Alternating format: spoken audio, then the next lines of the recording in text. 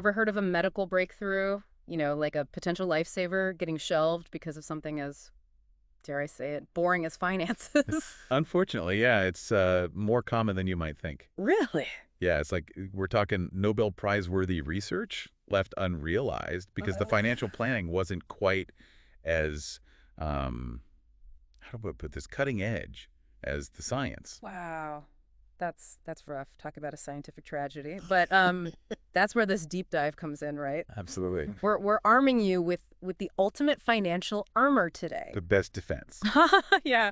And it's all inspired by those brilliant minds over at the Global Costing Task Force. They know what's up. They do. They're basically the Navy SEALs of clinical trial finances. Uh-huh. Love that analogy. Right. And they've got some serious wisdom to share. Yeah, they're really advocating for a fundamental shift, like urging researchers and finance teams to really see eye to eye right from day one. From day one. Okay, so let's unpack this. You're saying that unforeseen financial risks are, what'd you say, trial killers? But what do those risks actually look like in the real world? Okay, picture this. A trial for, let's say, a revolutionary cancer treatment. Yeah. Everything's going great. Early results are incredibly promising. The team is buzzing with excitement. And then, bam, they discover this critical equipment upgrade. It was completely overlooked in the initial budget. Oh, no. And suddenly they're faced with this gut-wrenching choice. Pause the trial to scramble for more funding or compromise on vital aspects of the research. Ugh, talk about a researcher's worst nightmare. It's like being one ingredient short of perfecting like a world-famous recipe. You nailed it, and that's precisely why this proactive get ahead of the game mentality is so crucial. Prepared. Exactly, and the Global Costing Task Force, they break down financial fortification into three key pillars: prioritization, communication, and centralization. Okay, music to my organized ears. Let's break those down, starting with prioritization. This feels especially relevant in the world of research, where I imagine every single avenue probably seems worth exploring. Oh, absolutely. Yeah. It's about making those tough choices early on, being brutally honest about what's absolutely essential versus what would be nice to have. And we all know about scope creep, but boy, I've seen it spiral into budget overruns that could make your head spin. Give us the horror story. What's like a real-world example of scope creep, like totally derailing a trial? Oh, I've got a good one.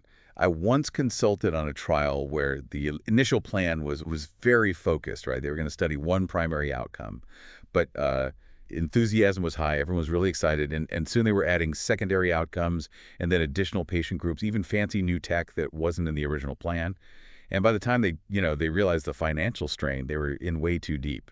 Ouch, a cautionary tale for sure. That leads perfectly into the next pillar, communication. It sounds like a no-brainer, but I bet it's one of the trickiest elements to actually get right.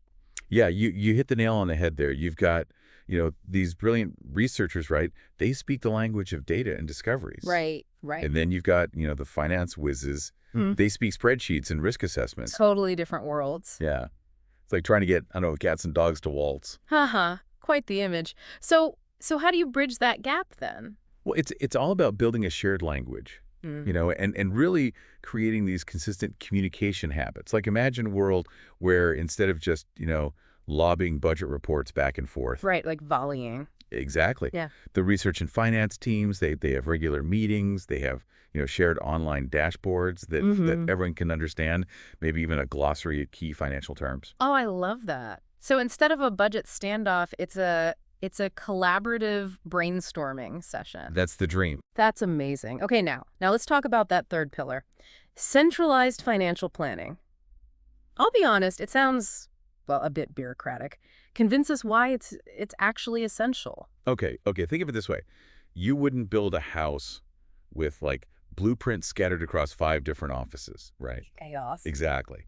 So centralized financial planning, it's like having a single source of truth for your trial's finances. So no more hunting for that elusive spreadsheet on someone's hard drive. Precisely. It streamlines everything. With real-time data at everyone's fingertips, you can make informed decisions quickly, you can spot those potential hiccups early on, and you free up so much brain power to focus on on what really matters, groundbreaking research. I see. So it sounds like this approach, it's bigger than just, balancing the books. It's about viewing strong financial management as like a core pillar of successful research. 100%. This proactive mindset, it's not just about avoiding disaster. It's about empowering those research teams to reach their full potential. Yeah, like laying the groundwork. It's like building a solid foundation before you start constructing like your scientific skyscraper. There you go. And the rewards.